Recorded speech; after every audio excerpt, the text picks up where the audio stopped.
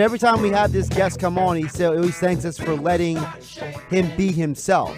So I thought it'd only be appropriate that when we bring on Brandon Robinson, Scoop B on the show, that we play a little Sly in the Family Stone for the gentleman known as Scoop B, NBA Insider. Follow him on Twitter at Scoop B on Twitter, the one and only Brandon Robinson. Brandon, how you doing on this day? Man, I'm doing good. Thank you for allowing me once again to be myself. We appreciate you coming on. First of all, Happy New Year. Hope you had a good holiday season. We got to start with the hot topic in this area that I think is probably the most overblown story in the NBA, and that is the Jimmy Butler, Brett Brown issue. And listen, before you tell us your perspective, what you think, let me tell you my angle for the last few days, which is, look, I'm not trying to discredit Woj. I'm not trying to discredit Ramona Shelburne. They're very reputable, some of the best at what they do. But I think their source had an agenda. And whoever their source is, I think that individual was trying to put information out there that really isn't fair to anybody involved in the situation, because people know that Butler has a reputation that has been in some ways contrived. There is a perception of Brett Brown. There's a large segment of the Sixers fan base that dislike him. So you're basically tapping into the negativity in two camps, bringing them together, and basically getting a charged up story. What do you think? I like Woj. I like Ramona. Know them both. What I will say is I can subscribe to your theory in a slow January. February trade deadline is about to ramp up. But I'll add this. I do think that Jimmy Butler focuses well in chaos. Certain people focus well, not comparing him to this, but there's certain family members that you have in your family. They focus well and they focus better in chaos than they do when everything is just quiet. I think with the 76ers and with Brett Brown, I think that the chaos of just being competitive and loving basketball and loving what you do and bringing your intensity every day made a non-story a story. And I think that anybody that you talk to who has played with Jimmy Butler will tell you that Jimmy Butler is a competitor, but that it is what it is. Former Sixer coach Mo Cheeks one time got into a film session argument with Darius Miles, and Darius ran into Mo Cheeks and said, "What you gonna do? You gonna run and tell your daddy?" Talking about the GM. Players and coaches have run-ins in tape rooms all the time. I actually talked to Darius Miles about that in September, which you can hear on Scoop B Radio podcast. And he said, basically, they're the best of friends now. Even if there was an issue in the tape room, I'm sure they've moved past it. And I think sometimes people don't understand that players who are teammates, they're a big family. It's not going to always be hunky-dory and roses all the time. Brandon, when you talk about Jimmy Butler and his fit on this team, and obviously there's been a lot of stories written. First, Butler, he comes here, he doesn't want to do a lot of pick and roll. Then he does want more pick and roll. I look at the Celtics game on Christmas because obviously when you talk about the Sixers, you're talking about them facing the higher echelon of the Eastern Conference, Toronto, Boston, Milwaukee. I felt like late in that game, besides the Joel Embiid post-ups, which were obvious, Jimmy Butler could have used more pick and roll instead of being in the quote-unquote Robert Covington catch-and-shoot role, especially when you have Ben Simmons on the floor, where at the end of games, it doesn't look like he's comfortable shooting the basketball. What do you see long-term as Jimmy Butler's role this season in this offense? I think Jimmy Butler solidified his role early on, and I think the honeymoon is over. You saw them win a bunch of games. I think they had the game against Charlotte. They had the game against Brooklyn, where he just was a fit right away. Then he got hurt. Then, reality sat in, and you got to see people's, how people really work. I think Jimmy Butler is the guy on that team, but he's the guy amongst guys. You got two guys in Ben Simmons and Joel Embiid who are establishing their roles themselves as young players. And I think sometimes this might be a curse word to say on your show, not literally, but I think that I think Ben Simmons and Joel Embiid have gotten a superstar treatment early on, And in NBA, where if you have one good year or a year and a half, you're automatically just assumed to be this cornerstone guy. And I think sometimes maybe those two guys got that role too fast, and now they're around somebody who's a bona fide all-star. And so you're looking at those three guys and you're saying, who is the face of that franchise? I hope you guys are still there. You didn't hang up the phone. No. We're here. Listen, and I agree with you. I'm not one of these guys who just automatically. So listen, I think Joel Embiid at this point is a superstar. He's an all-star. He's a guy that on any given night can give you 25 and 12 or whatever the case may be. I think Joel Embiid has kind of established himself as a guy to build around.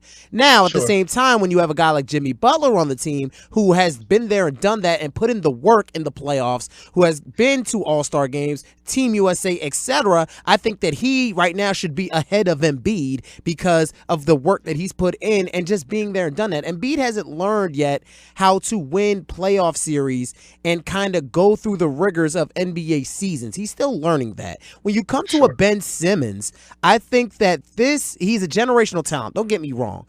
But there's still a lot to develop when it comes to his game and his mindset late in games. I think that Ben Simmons is a generational passer. He can handle the basketball. Him playing the point guard position the way he did last year was phenomenal, winning Rookie of the Year, etc. But he's not a superstar in this league yet, and he's not even an all-star yet, which I maintained on this show. And earlier this year, if he's not named an all-star this year, you have to really start to think about, okay, did we anoint this guy too soon? I think it comes with time. I think, and I've said this before, I think the Sixers exceeded expectations. I think they exceeded expectations last season. Going into last season, I considered them an 8th seed. They exceeded those expectations. And I think now teams and other opposing players are used to the Sixers. And I think now adding Jimmy Butler to the puzzle, those three guys have to figure it out. And I think early in the season is the time to figure that out. I was meeting with my editor yesterday and I said, I'd love to be on a team on the editorial side where, you come in and people know your work, but then sometimes you clash and then you find a way to work it out and you guys are still one big happy family. And it feels like that's what the Sixers are going through. And to be quite honest with you, I think the Celtics are going through the same thing. Toronto's going to come down to earth eventually. They might have a tough spell, but they're still a solid team. I think the Sixers are a solid team, but I think they're missing a couple pieces, and it's really and truly at the point guard position coming off the bench and at the 2 guard position coming off the bench. Brandon Robinson joining us here on the Boardwalk on the Hotline on 97.3 ESPN. I think part of the problem is that when you talk about this Sixers team, part of the problem is that we're in a microwave society. Everybody wants their mac and cheese in a minute 30 or less. Nobody wants to actually have to be patient and let things cook and develop. Well, yeah, it is yuck, but that's what people want. People want the Boardwalk pizza with the sloppy sauce and the cheap cheese on the cardboard instead of actually having to wait for the real deal down the street. At the end of the day, people want what they want, and they want it now. They don't want to wait for it, and people are so impatient with development, with growth. Michael Jordan didn't win a championship for about, 9-10 years? LeBron, even when he got to the finals, it was him and Ira Newbill, for goodness sake. You're talking about this is a league where it takes time for guys to develop, and I think that people, in some ways, they're expecting these players because they get drafted in the top 5 to be finished products. And when you look at Embiid and when you look at Simmons, I think Embiid's one of the potentially 5-10 best players in the league. But at the same time, he's still got a long way to go. Ben Simmons is nowhere near a complete product. So to me, I look at the Sixers and I say, I think people are being way too impatient with them in a league where at the end of the day, people thought Steph Curry was going to be a bust because of all his ankle issues. A few years later, he's league MVP. Surely. And when you talk about the whole Steph Curry thing, a buddy of mine, Charles Jenkins, was Steph Curry's backup. Went to college with him at Hofstra University. And Charles is overseas now, and Steph Curry has, won multiple championships. And that's not indicative of Charles's play. It's just he didn't fit in that system. If you're listening, hello, Charles. But what I'll say is, you being local Philadelphia media, it's easy for you to say that because you see the team in and out daily. The national audience only looks at the standings and say, well, what's wrong with Philly? And the other thing is, when you look at the NBA's Eastern Conference, to be honest with you, they're as competitive. They're more competitive than what people thought they would be. And they're actually mirroring what people in the offseason thought that the Western Conference standings would look like. Like, there's actually good teams in the Eastern Conference. We don't have to stay up late to watch the Western Conference games because the Eastern Conference is just that doggone good. And so I think when you look at the Sixers, maybe you need to go back to the whole trust the process moniker because the process came fast. Philadelphia is a championship city with Villanova, the Eagles winning last year and then beating the Bears over the weekend, and I think that Philadelphia, in some ways, has maybe become a little impatient because they're used to winning, and I think that this process has to kind of weigh itself out a little bit more. And I still add that I think that there are some pieces that are missing. I reported that Jamal Crawford would be coming to the Sixers this offseason, and I told you that there were some things that may happen. I spoke to a couple of sources that say Jamal Crawford may still be coming to Philadelphia, and that may actually help Philadelphia off the bench where they need help. Yeah, I was thinking about that yesterday because the buyout market I think is where the Sixers could really hit. You look at a guy like Ariza, he looks unhappy as anything in Washington. Mm-hmm. You look at a guy like Crawford, he's barely getting any minutes over in Phoenix because they have a glut of wings out there. So to me, I think if you add a Crawford, you add a Ariza to the Sixers, I think you elevate them from what they are now, which is 3-star type players with a very subpar supporting cast, to a team that has a lot more depth and a lot more substance, because anyone who watches the Sixers knows that, like last night, Embiid, monster game. Ben Simmons, almost another triple-double. Jimmy Butler, 20-plus points. The rest of the team didn't really show up. Gentlemen, buyout season is coming very soon. Hint, hint.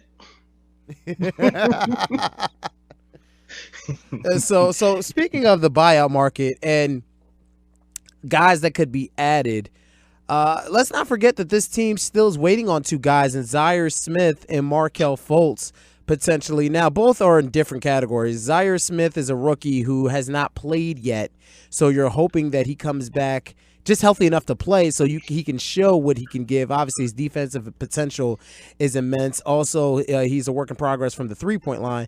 Markelle Fultz is a whole nother story as far as him going through the TOS. And last time we heard, he was supposed to have some type of reevaluation this week. We're on Thursday, and we still haven't heard anything. What are Philadelphia's mindset when it comes to Markelle Fultz and Zaire Smith, and maybe them adding a bulk to the bench before they consider buyout options? You still want me to talk about Markelle Fultz in the show? Last time I did, I got in trouble.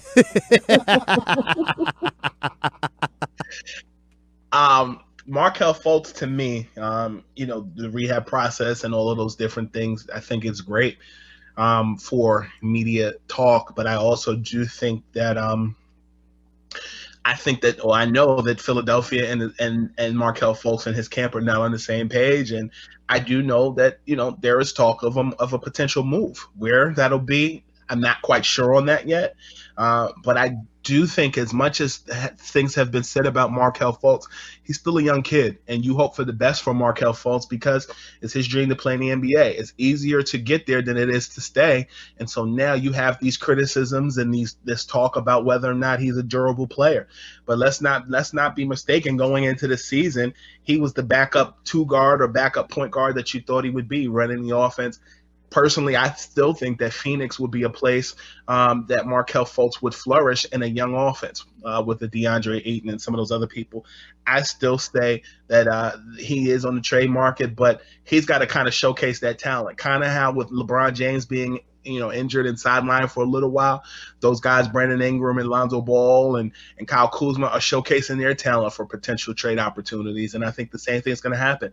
I see Markelle Fultz coming back, and I see Markelle Fultz kind of showcasing his talent and seeing what happens. If it's not this season in a trade, it'll definitely be next season. But you're right. You haven't heard anything from his camp as it relates to Zaire Smith. Haven't seen much from him since highlights in college. Obviously he was the guy that Brett Brown in his GM role brought in a controversial trade for a former Villanova product that was supposed to come in Philadelphia and star. Unfortunately, that didn't happen. And Zaire Smith is a guy who played a big man position as a small guy. I hope, for his sake, he comes back. It was definitely a terrible blow for him to have to miss out on playing in the early season. The Sixers could have used him, but as it stands right now, TJ McConnell is the face of that second unit under Brett Brown's system, and it'll be interesting to see how those guys are acculturating to a system in their absence when they come back. Brandon, I know that you're a guy. You're very well versed in a lot of things. So I'm going to throw something out at you, and you can comment on it how you please. There's an old saying: "Those who don't learn from history are bound to repeat it." And I'm not trying to slot anybody in the slots, but I think people forget history. And part of history was there was a headline back in the mid 1980s when Michael Jordan missed his entire one season due to a knee injury, but Sam Bowie excelled, and people suggested that Jordan was going to be the bust and Sam Bowie was going to be the superstar. Yet a year later, it's Bowie with a leg break again, and it's Jordan dunking from the foul line. So in some ways, I kind of wonder, people are so impatient with Fultz and this whole thing. I think Fultz still has a chance to come out the other side and be something special. Well, Sam Bowie played for the Nets, so I on this side of the Hudson, I know about that. Even Jay-Z made a reference to Sam Bowie. He said, "I ball for real. Y'all blanks are Sam Bowie." That's horrible to have the best rapper in the world currently dissing you.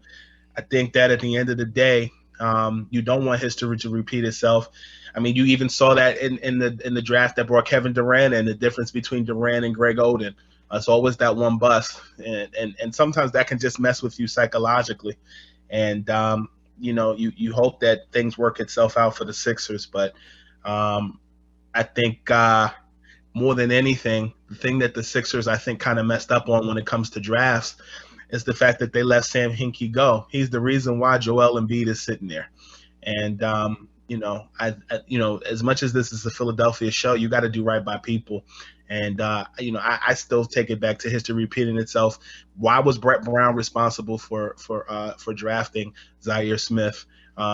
I trust Elton Brand because Elton Brand has brought in Jimmy Butler, but Sam Hinkie put the infrastructure together post Allen Iverson era and that middle part. And, I was upset when they traded Michael Carter-Williams, but look at where Michael Carter-Williams has kind of floated since then. Maybe Hinkie knew something we all didn't know. This is a guy who was a rookie of the year. I think for Philadelphia culture, though, you got to right the ship. But I think for basketball purposes, I think in Philadelphia 76ers history, you guys actually have something to talk about. I think post, NBA Finals, when Iverson and Larry Brown and those guys went to the finals, we haven't really had anything to talk about. You've had competitive teams. Sure, you've had Iguodala. Sure, you've had Chris Webber. Sure.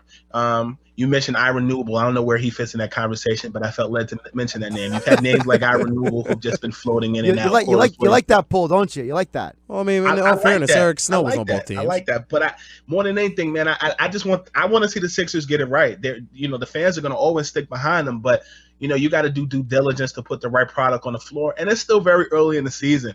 I think that the Sixers have a chance to do something special if they lock in, and hopefully the new year serves its purpose. But, distractions like Jimmy Butler and things of that sort don't do good for the fans and their morale. But at least we got the Eagles as a distraction, man. Did you see that kick? How could we miss it? It was a double doink, man. People were losing their minds. I heard stories of people crying after that game. It was ridiculous.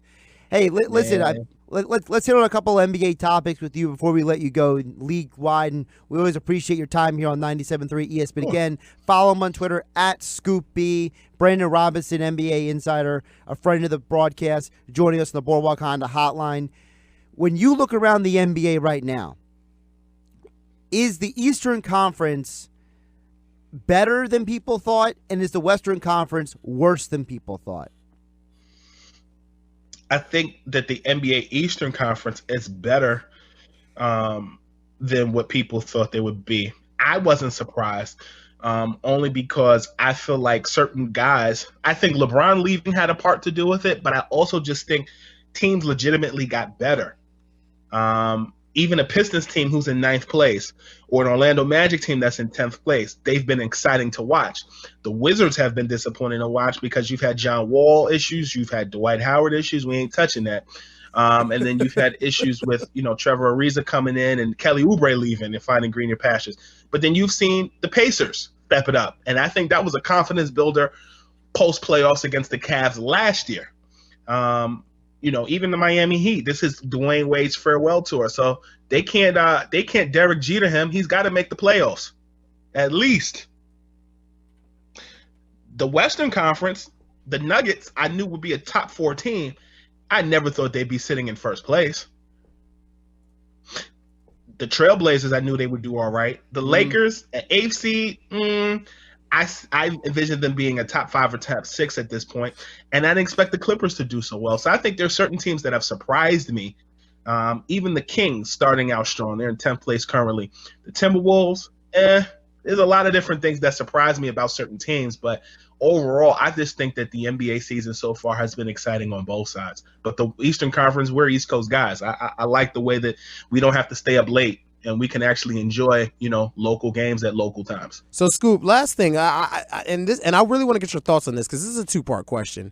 One, what do you think is going to happen in the second half of the season? Some storylines that could keep going as far as the Kings. Can they make the playoffs? Can they finish it off? Or some teams that you think will fall back to the wayside? And I've heard a lot of noise with the Zion Williamson to the New York Knicks kind of conundrum. Could the Knicks tank for Zion? Just dreaming about a possible Zion Porzingis front court for years to come. Kind of give me your thoughts on those two things. Okay, so you asked a lot of things. Number one, this is what I'll say. Zion Williamson to the Knicks, it makes you wonder if it'll happen only because the NBA has kind of changed or mandated the draft process to go a little different to counteract the tanking process. So I guess you'll have a couple of teams who actually could make it in the first, the top 5 or the top 6 picks that may not necessarily be bottom feeder teams. I think that the NBA have always found a way to make the team that's been bad end up having a superstar. You think of Patrick Ewing back in the day. You think of LeBron James in 2003. The NBA somehow finds a way for a star to be where they're supposed to be. That's the answer to your Zion Williamson question. The Knicks would be great. But at the same time, I think that Cavs fans long for a superstar that's built like LeBron to play for the Cavs. So in answer to your question, I don't know. The other question was what? I can't remember. It was basically what storylines in the second half do you expect to keep going? Like, will the Kings make the playoffs, finish it off? Will the Nuggets stay in first place? Like, those things that are happening right now, do you think that they can sustain? I think that the Warriors are going to surge in the second half of the season. I think that with Boogie Cousins coming back and those guys locking in on the championship, I kind of think that the Warriors have kind of just been comfortable. And they've also dealt with injuries. Steph Curry being hurt, Draymond and Kevin Durant going at it, and then just the allure of what will happen with Boogie Cousins. I think that you'll see in the second half a surge Warriors team. I also think you'll see a surge Houston Rockets team. And I also think that if Anthony Davis is not traded by the trade deadline, which I've reported is a huge possibility, I think that Anthony Davis stuff is going to carry over all summer. And whether he'll be a Laker or a Celtic will be a daily conversation. I think that's how it's going to wrap up. I still think that the Raptors and the Sixers are going to be battling in the Eastern Conference. And it will be great to see, although I know this is Philadelphia, for the history of basketball, it will be great to see a non-U.S. team in the NBA Finals. That's a huge possibility. That's going to be something that's talked about. But hopefully, because I'm on Philly, I'll say hopefully it goes the Sixers' way. Brandon, one more before we let you go. And again, folks, give him a follow on Twitter @ScoopB for all your NBA insights and updates. Brandon, are you familiar with Star Wars? Yeah. All right. Well, I want to welcome you to the dark side because I've been preaching for a while, and I've been getting crazy looks from Dashawn and everybody else because I believe that Kareem Abdul-Jabbar is the greatest NBA player of all time. I don't know what the hell he's talking about. And I'm seeing that you have come to the dark side, that you are joining me in the understanding of the greatness of Kareem and his impact on the history of the NBA. So can you enlighten some of the younger folks about the greatness of the one and only Kareem Abdul-Jabbar?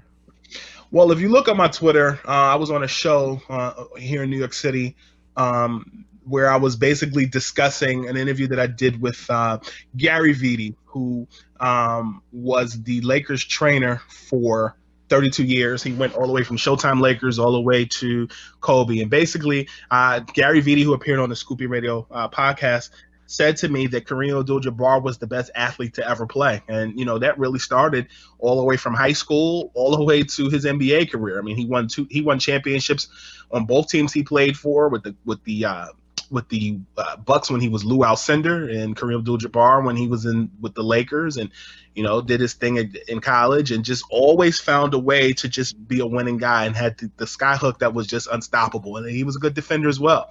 And Gary Vitti said that he felt that Kareem was a better overall athlete than both Tom Brady as well as Michael Jordan. And I've just been reading ever since then. I posted a video on Twitter, and you're welcome to interpret it. But yeah, for the young people who are tardy to the party, Kareem Abdul-Jabbar is definitely a guy that has done a lot. 2-time scoring champion, 6-time NBA MVP, 6-time NBA champion, Naismith Basketball Hall of Famer, and 19-time NBA All-Star as well. He played through his 40s. Scoop. I am not by no means necessarily disrespecting the greatness of Kareem Abdul-Jabbar. Yeah, you are. But this buffoon over here saying that he is the best basketball player to ever play, I just don't understand what he's talking about. I don't understand. He knows too much basketball to be talking like this. I mean, this is ridiculous. I cannot condone the just ridiculousness of what Josh is saying. You grew up in a world where Jordan and Iverson were guards. You didn't get to appreciate the greatness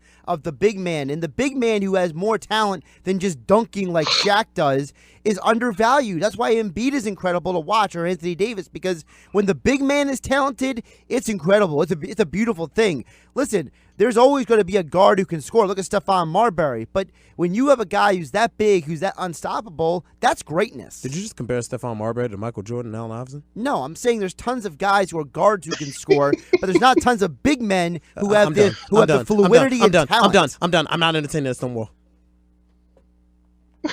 Scoop, thoughts?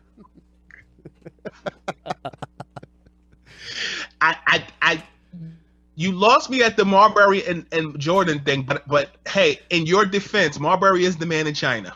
He is. He's a superstar over there. But Marbury aside, Scoop, we really do appreciate your time here on a Thursday. Appreciate you chiming in and putting up with us and always making time for us. Thanks, Scoop. Of course.